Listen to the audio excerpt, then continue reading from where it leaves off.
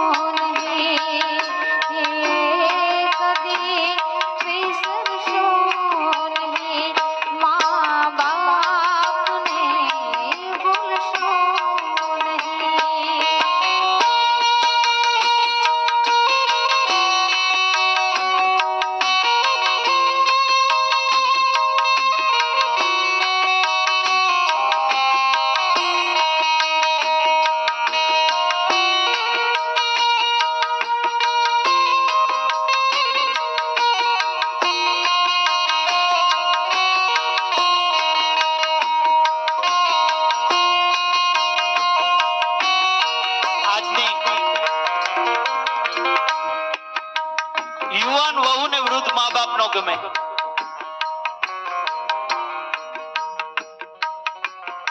આજની up to date વહુ ને સાસુ આઉટ ઓફ ડેટ લાગે.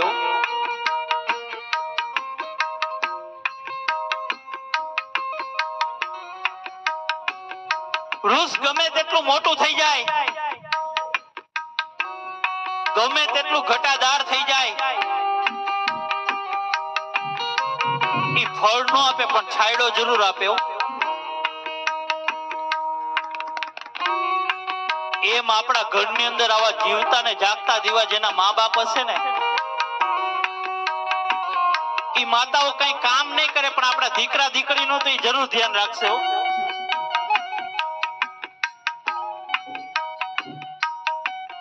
દીકરીને દાદીમાં નો ગમે,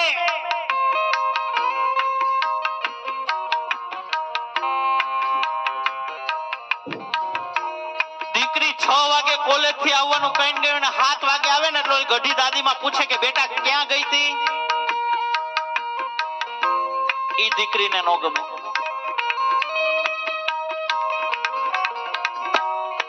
દીકરી 6 વાગે કોલેજ થી આવવાનું કહીને 6:30 આવે ને એટલે તરત ઓલી ગઢી દાદીમાં પૂછે કે બેટા કેમ થયું, ઈ દીકરીને નો ગમે.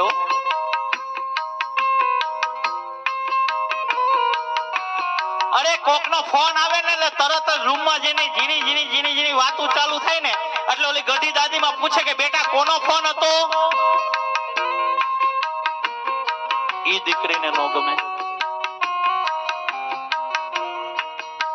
તરત એના પપ્પાને જઈને ફરિયાદ કરે કે પપ્પા મને દાદી માં ટક કરે છે, પપ્પા મને દાદી માં ગમતા નથી પપ્પા, એમ તરત જઈને ફરિયાદ કરે. દાદીમાં બિચારી એના ભવિષ્ય આટું કહેતી હોય.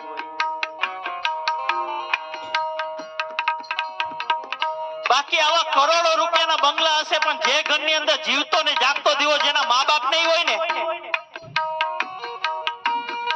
ઈ બંગલો ને પણ શમશાન સમાન છે.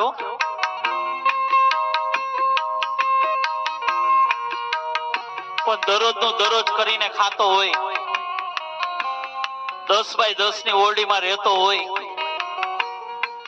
પણ જે ઘરની અંદર જીવતો ને જાગતો દીવો જેના મા બાપ છે ને, ઈ આ દુનિયાની અંદર અબજોપતિમાં અબજોપતિ માણસ છે બાપ.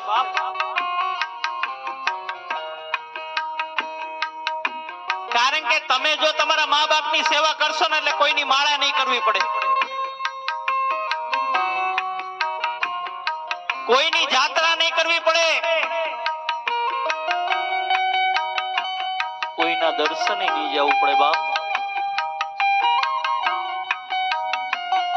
કારણ કે તમે જો તમારા મા બાપની સેવા કરશો ને એટલે સ્વયં મારો હનુમાનજી મહારાજ તમારા દર્શન કરવા આવશે હો. તમારા દર્શન કરવા આવશે ત્યારે મારો પુનિત મહારાજ શું કહે છે?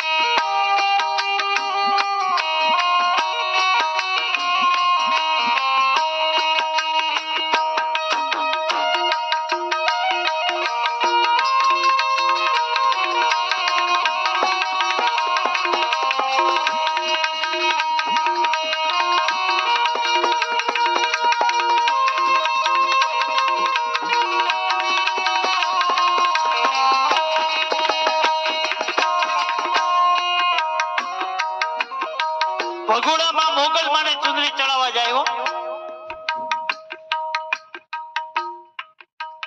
કાગવડમાં ખોડલ માને ચુંદડી ચડાવવા જાય. તો અહીંયા ઘરની માં બિચારી ખૂણે બેઠી બેઠી રડતી હોય.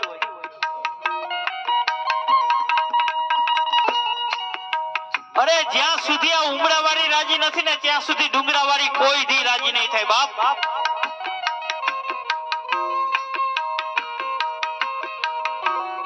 ઉમરાવાળીને તમે ખારો હાડલો લઈ દેહો ને એટલે ડુંગરાવાળી તો આપોઆપ રાજી થવા મળશે હો.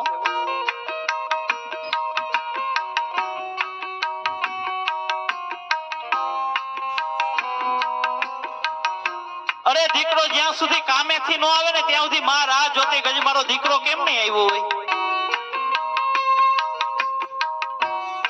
દીકરો કામેથી આવે ને પછી જ માં જમવા બેસે. દીકરો એમ કે માં તારે મારી રાહ ન જોવી, માં તારે જમી લેવું.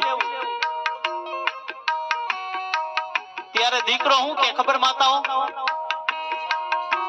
દીકરો એમ કે તારે જમી લેવું. ત્યારે માં એમ કે માં બેટા મને તારા વગર જમવાનું ન ભાવે હો. મને તારા વગર કોડિયા ગળા હેઠે ન ઉતરે બાપ.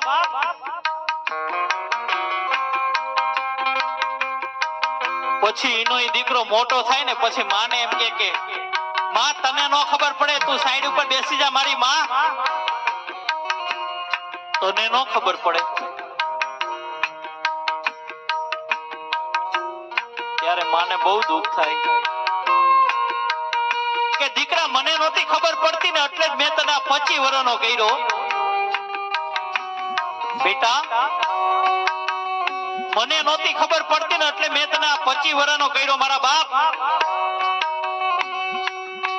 જો મને તેદી ખબર હોત ને કે તું મોટો થઈને મને આવા જવાબ આપીશ તો ત્યાં તને ક્યારનો અનાથ આશ્રમ ભેગો કરી દીધો હતો.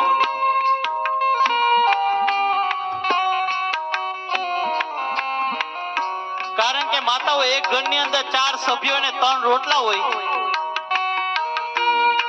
એક ઘરની અંદર 4 સભ્યો અને 3 રોટલા હોય તો પેલા કોણ કે મને આજે ભૂખ નથી, મારે આજે 11 છે, મારે આજે પૂનમ છે? કોણ કે માતાઓ? જોરથી બોલો, કોણ કે? વાહ, તમારે અહીંયા સામે બેહવાની જરૂર હતી હો, મારે આમ જોવું પડે. પોતે ભૂખી રહીને પોતાના સંતાનને જમાડે ને એનું નામ માં. પોતે ભૂખી રહી જાય મારે આજે 11 છે, મારે આજે પૂનમ છે. માં નો જમે પણ બાપા તો જમી લે કે આવીને જમી લે, દરરોજ નું થયું એને. તો માં નો જમે,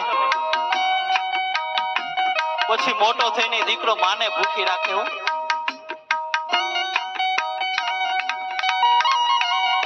એક દીકરો એના મમ્મીને કે મમ્મી તું ગમે ત્યારે મારા ફ્રેન્ડ સર્કલ આવે ને ત્યારે તું મને એમ કે મેં તારા માટે આ કર્યું, મેં તારા માટે આ કર્યું, પણ શું કર્યું મને કે? ગમે ત્યારે મારા ફ્રેન્ડ સર્કલ આવે ને ત્યારે તું મને એમ કહેતી હોય ને કે દીકરા મેં તારા માટે આ કર્યું, મેં તારા માટે આ કર્યું, પણ શું કર્યું?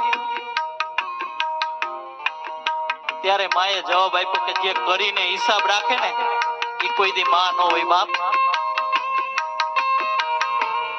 પોતે આખી જિંદગી ગણી નાખે દીકરા પાછળ પણ કોઈ દી હિસાબ ન રાખે.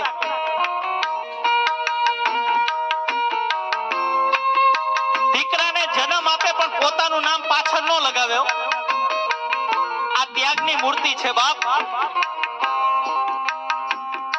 ઈ કે તું ગમે ત્યારે મારા મિત્ર સર્કલ આવે ને ત્યારે તું મને એમ કહેતે મેં તારા માટે આ કર્યું, મેં તારા માટે આ કર્યું, પણ શું કર્યું?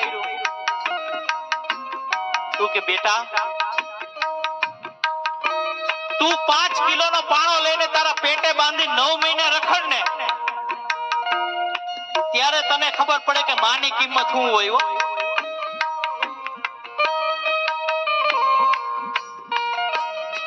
અરે માને દીકરો જ્યારે ઉદરમાં હોય ને ત્યારે પાટા મારે ને ત્યારે મા બાપ ને એટલો બધો હરખ થતો હોય ને કે એને આમ અંદર આનંદની હેલી થતી હોય બાપ.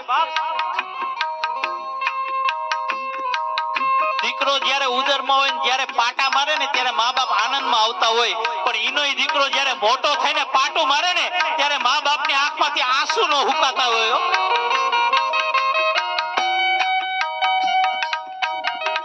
કારણ કે મા બાપે ક્યારે પણ ન ધાર્યું હોય ને એવું પોતાનું પેટ જ પોતાને નડે છે. કે તું 5 કિલોનો પાણો લઈને તું પેટે બાંધીને 9 મહિને રખડ ને ત્યારે તને ખબર પડે કે માની કિંમત શું હોય.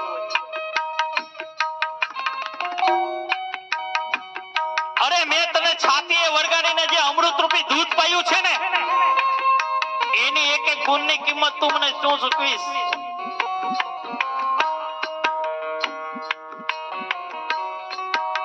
આ અમૃત રૂપી દૂધની વાત આવી ને તો મને એક વાત યાદ આવી ગઈ માતાઓ.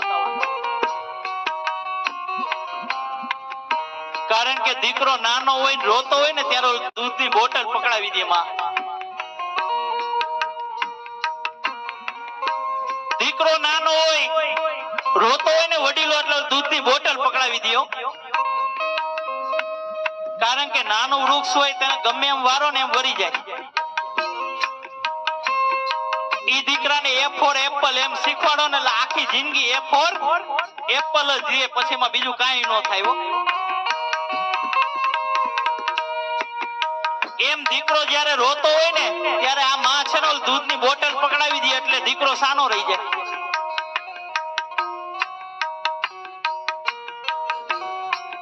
પછી જેમ દીકરો મોટો થતો જાય ને એમ બોટલ એ મોટી થતી જાય. મારી વાત સાચી લાગે ને વડીલો માતાઓ મને તાલીઓથી વધાવી લેજો. જેમ દીકરો મોટો થાય એમ બોટલ મોટી થાય, જેમ દીકરો મોટો થાય એમ બોટલ મોટી થાય. કોટરિયું, અડધિયું અને પછી આવે હોલ્સ. પછી આને આ માં ફરિયાદ કરે કે મારો દીકરો દારૂડિયો થઈ ગયો. અરે માં દારૂડિયો થઈ જાય ને કારણ કે બોટલ પકડાવવાની શરૂઆત જ તે કરી હતી મારા બાપ. મારા હનુમાનજી મહારાજે તમને અમૃત રૂપી દૂધ આપ્યું છે ને, ઈ પાહો એટલે શિવાજી જેવા વિચાર આવશે, મહારાણા પ્રતાપ જેવા વિચાર આવશે, પણ પાહો તો પછી પાણીપુરીની લારીએ જઈને ઉભા રહો તો પછી ન્યા શિવાજી નો થાય. સંતાનથી સેવા કરો, સંતાન છો સેવા ચાહો.